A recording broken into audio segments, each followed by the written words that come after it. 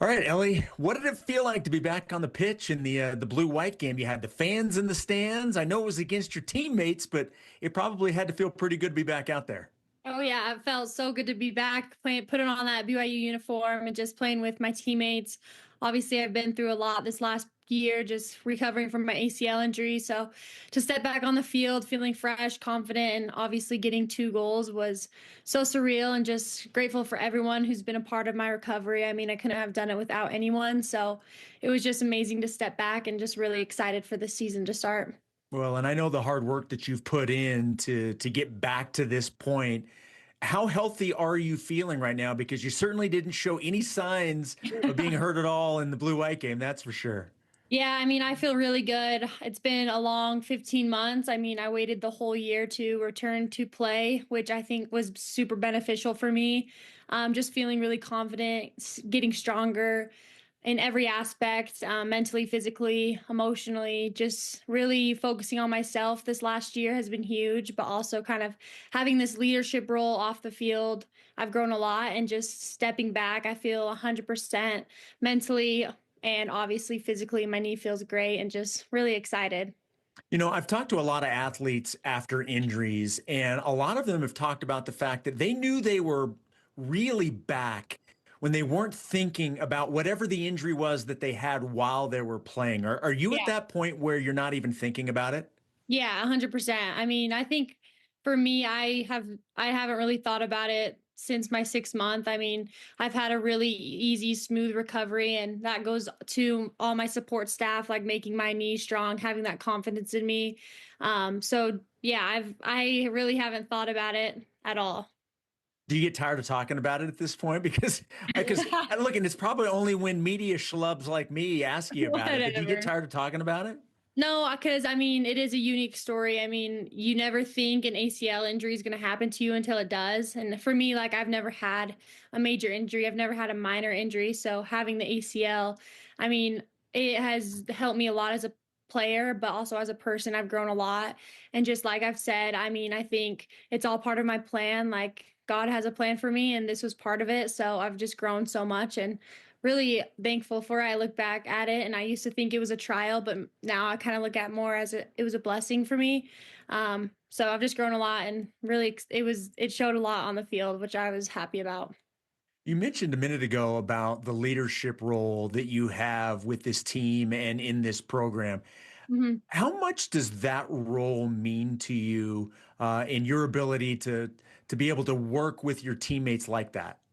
Yeah, I mean, it means so much. Obviously, being a captain, you're kind of like looked at as the leader of the team. But I think for us, we have a bunch of leaders in different ways. But being a captain, I mean, obviously, having that leadership off the field is really important. Just being a friend more than an actual leader, having relationships with your teammates is super important for us. And obviously, having people respect me and my story and kind of my experience on this team has been huge for that leadership aspect. So I know I've learned a lot from last year being off the field, which will really help me on the field this year as a leader on the field with the ball at my feet. Ellie Walbruch joining us here on BYU Sports Nation. You've had a pretty productive offseason, not only coming back from the injury, but you also won the USLW League title and then took home MVP honors. First off, for those that may not necessarily know a whole lot about the league, tell people about the league, but also what it meant to you to win the championship and the MVP. Yeah, so the USLW, it's kind of the new thing. It's basically like a semi-professional team. Obviously, college girls are playing in it, so they're not making any money. But it's during the summer where you just want to stay in shape, stay in that game shape. So Utah United was our first year having a USLW team in the state of Utah. So basically, it was like a super team of girls from Utah, girls from Utah State, girls from UVU, BYU, just a bunch of girls that have grown up in Utah or are playing college in Utah that kind of form this team to compete against other USL teams from Colorado, from just kind of the West Coast area. That's our division. But obviously, we had a great year. We scored a lot of goals. I mean, one game we scored the score was 18-0 for a game. And then we made it to the semis. We played in Minnesota on the Vikings training facility, which was really cool experience. And they had probably 6,000 fans. So it's a very professional environment. Ended up winning that game 1-0. I had the goal, which was crazy to play in. I mean, I'm a Vikings fan, so to play on their training facility was really cool. And then obviously us being a number one seed, we were able to host in Utah, and we were able to host on South Field.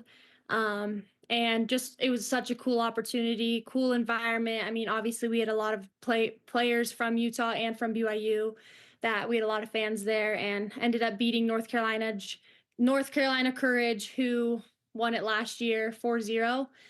So we kind of made a statement that, yeah, Utah girls have some talent.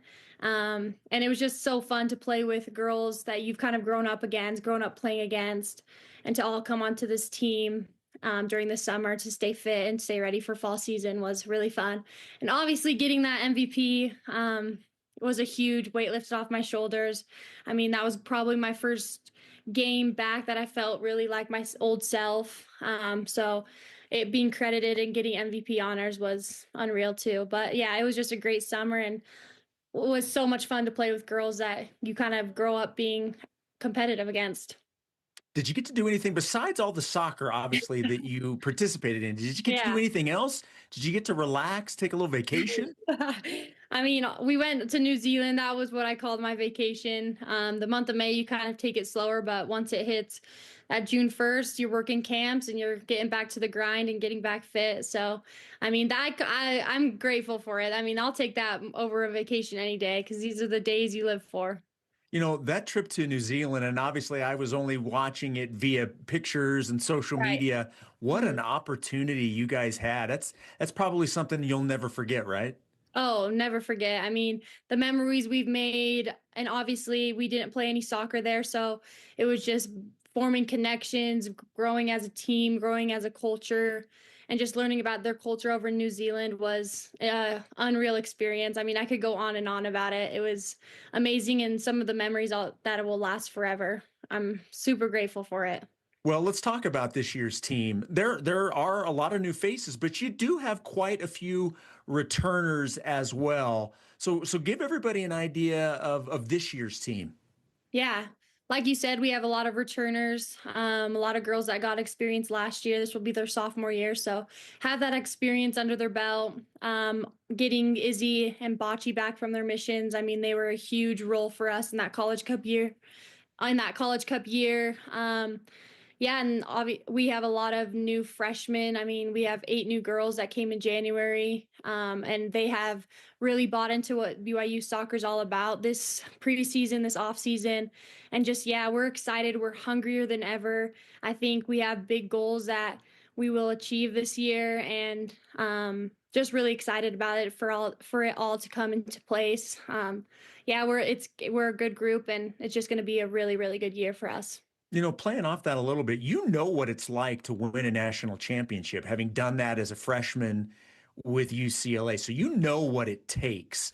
What's it going to take for this team to reach its potential, do you think, and make that deep run?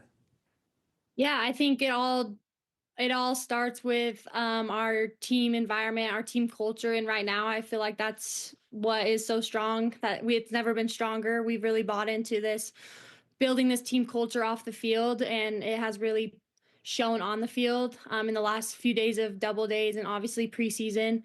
But we just really have bought into that, and it shows really well on the field that we want to compete, we want to win, and I think first and foremost we have to have the focus of a Big 12 championship in the back of our head. That's our first goal, and then if we can accomplish that, anything can happen.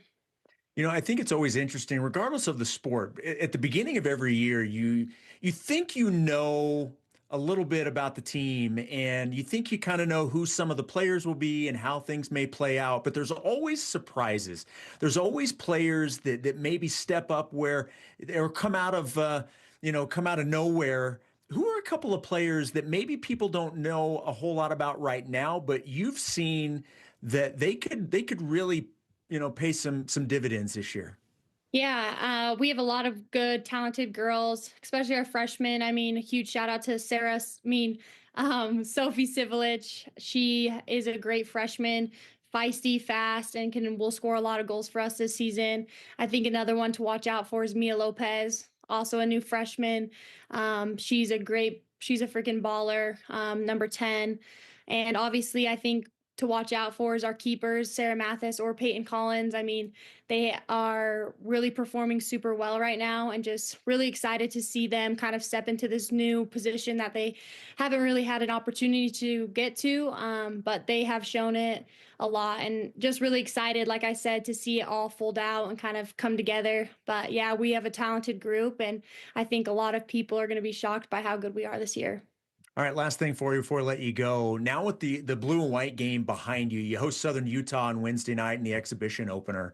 What do you want to see? What do you want to accomplish as a team now that you're going to face somebody else Yeah. in this exhibition matchup? Yeah, I think just coming together. We had a really good blue and white game, competitive, but it's always fun to play another team that doesn't kind of know how you play. So just to see the girls hopefully getting a lot of goals, hopefully keeping that shutout and just kind of building off the blue and white. I think we had a good possession based style game. Just hoping to score some more goals and get into the attack and keep the zero on the board. So we're pumped for it and just can't wait for that kickoff on Wednesday night. Well, Ellie, it's always good to talk with you. I appreciate you taking a few minutes. First and foremost, it's great that you're healthy, that you're able to go out and do what you love, and that you're fantastic at. Can't wait to see how this season plays out for you and the rest of the team. Thanks for taking a few minutes, and we'll give you, by the way, we'll give you the BYU Sports Nation karma as well. But thanks for taking a few minutes and talking with me. Thank you, Jason. Appreciate you guys.